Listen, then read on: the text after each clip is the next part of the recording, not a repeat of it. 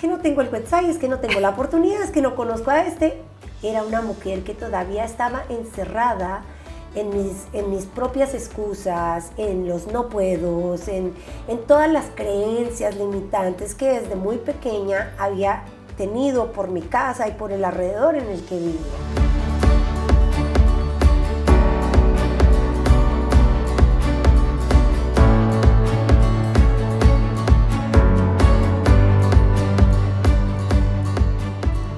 Hola, ¿qué tal amigos? Adriana Gallardo, como siempre, saludándolos y dándoles la bienvenida a esta entrevista. Bienvenida, amiga, ¿cómo estás? Ingrid Macker. Hola, Adriana, bueno, un placer estar aquí contigo y bueno, súper bien, súper contenta de acompañarte a ti y a toda tu audiencia. Gracias. ¿Tú crees en el sueño americano?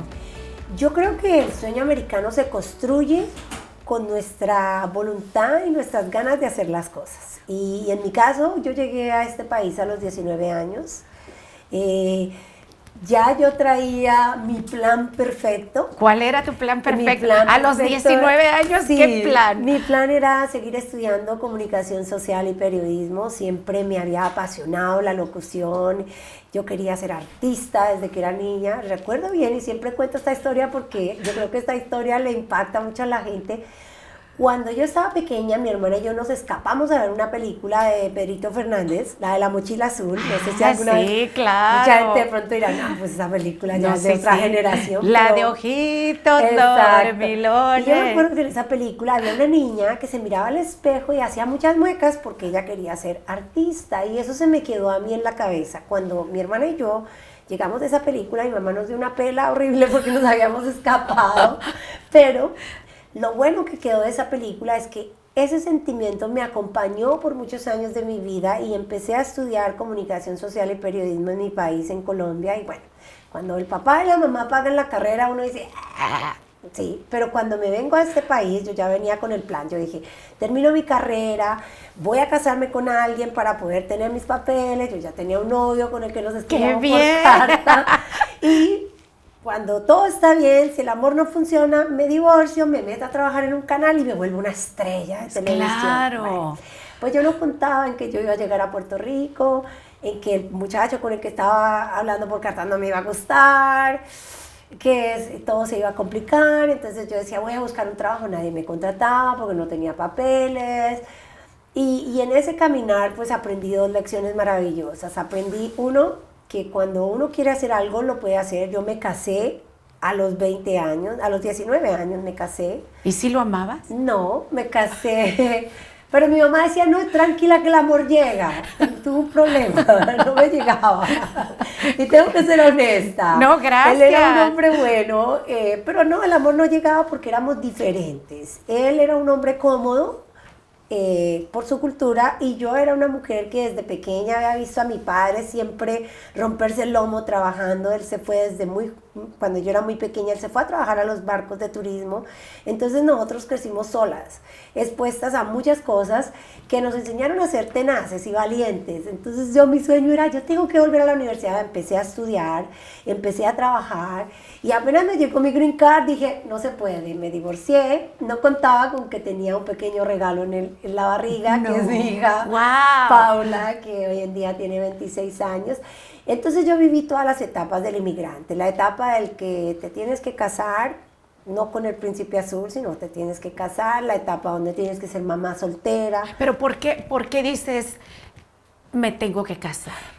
¿Por qué nos tenemos que casar? Bueno, porque si llegas vamos a ser realistas, si tú eres un inmigrante que no has estudiado, aunque tengas una profesión, llegas a este país y no eres nada, te tienes que despojar de lo que tenías en tu casa y tienes que comenzar desde abajo. Y la única manera de quedarte en este país es ¿cómo?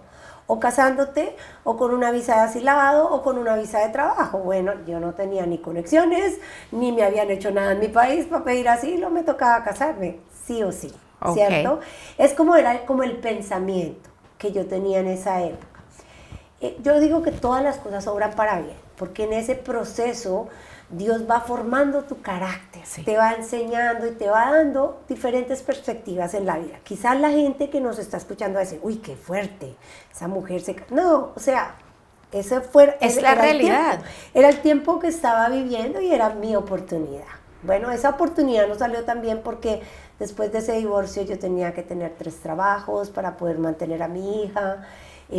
Tenía mis papeles, sí, pero no podía ser famosa porque todas las que se graduaron conmigo en la universidad estaban en Telemundo, en Univisión, y yo estaba lavando platos en una pizzería, trabajando en una tienda por departamentos y después trabajando en un bar de noche para poder sobrevivir. ¿Por qué crees que a ti no se te dio esa oportunidad?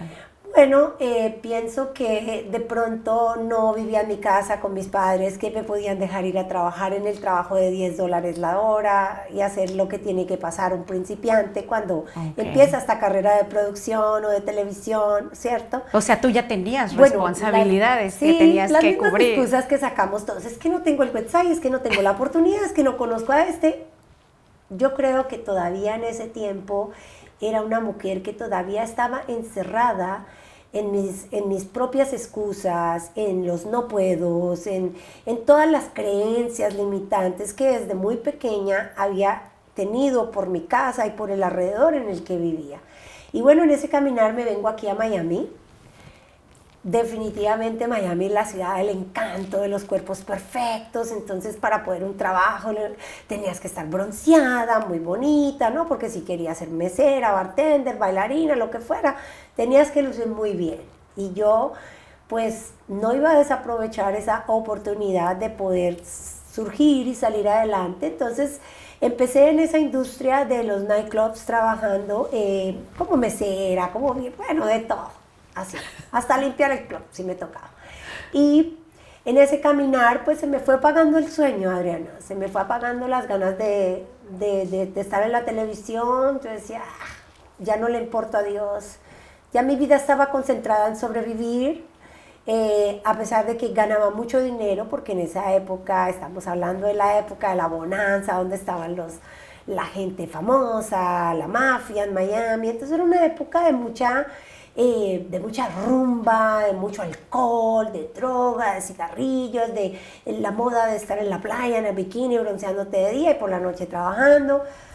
Y dentro de todo ese caminar, yo le decía a Dios, no es justo, porque todo lo que yo he vivido y he pasado me voy a quedar siendo simplemente una mujer trabajando al servicio de otros. No tengo vida, no tengo familia, no tengo tiempo para mi hija. Vivo muy ahogada, por favor, mándame un ángel. Yo le decía, porque los hombres que se me acercaban, ninguno me servían. Todos querían una sola cosa y ya. Y como Dios es tan lindo y se pasa, él se pasó. Porque yo le decía, mándame un ángel, pero él me lo mandó rubio, con ojos azules, joven, guapo y millonario. Yo decía, wow, ¿qué más le podemos pedir a la vida?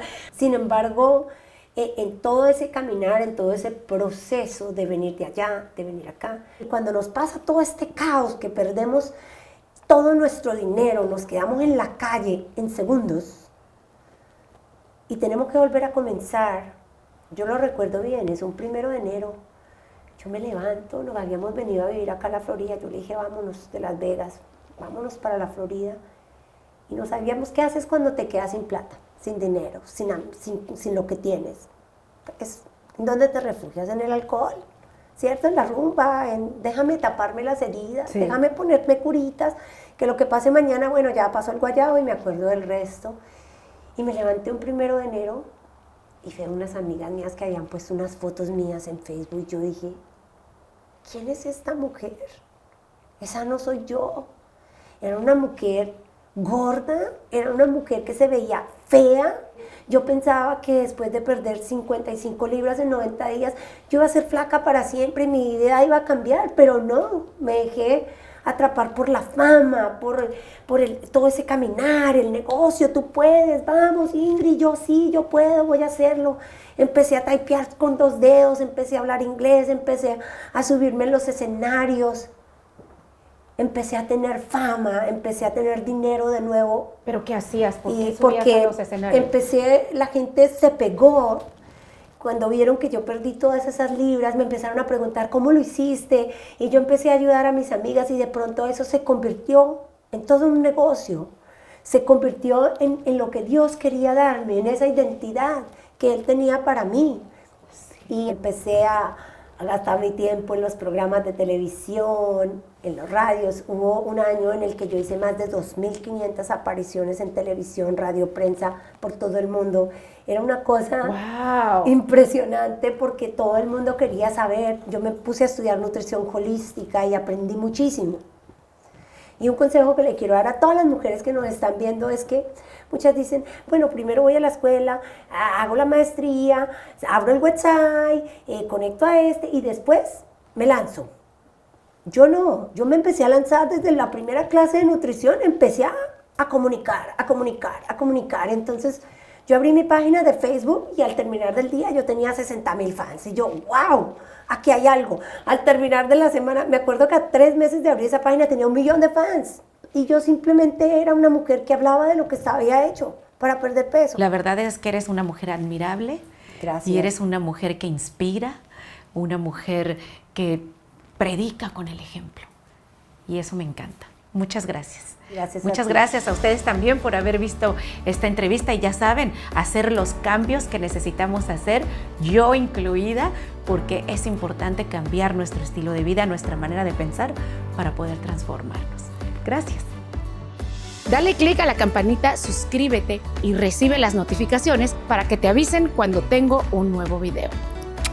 Besos.